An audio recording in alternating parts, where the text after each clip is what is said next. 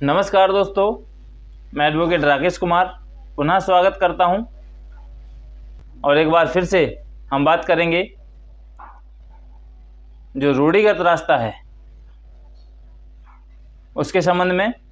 यह रूढ़िगत रास्ता क्या होता है और किस प्रकार से शासन द्वारा इसको सुरक्षित रखा जाता है।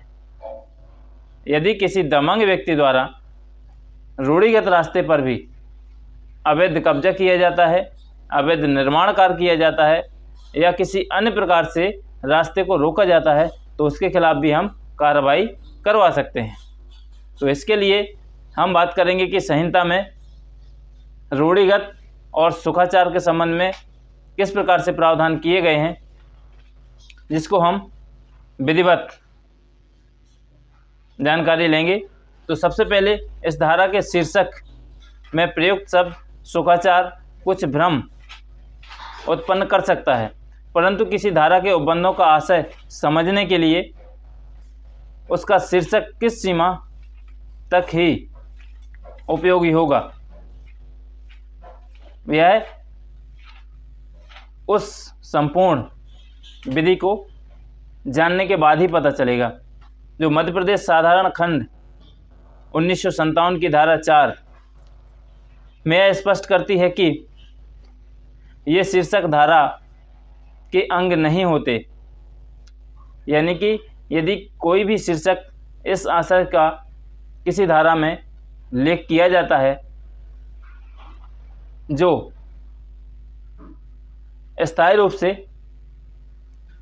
विधि के द्वारा स्थापित नहीं होते, तो उन्हें संहिता की जो साधारण खंड है अधिनियम 1957 की धारा 4 में स्पष्ट बतलाया गया है किसी धारा के अभिन्न अंग नहीं होंगे।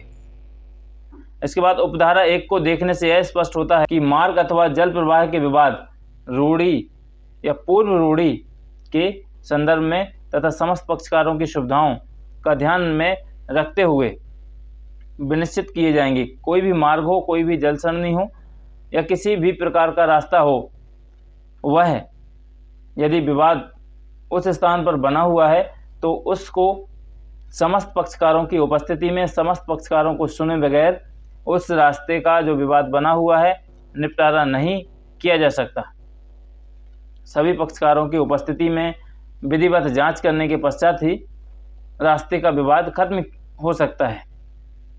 सुखाचार अधिनियम 1882 में बतलाए गए रूप में सुखाचार अधिकार प्राप्त होने या न होने का विवाद इस धारा के अधीन आवेदन में मात्र शब्द सुखाचार का उल्लेख महत्वहीन है। यानी कि जो सुखाचार अधिनियम है उसकी धारा में यदि उल्लेख मात्र है तो उससे स्पष्ट नहीं होता।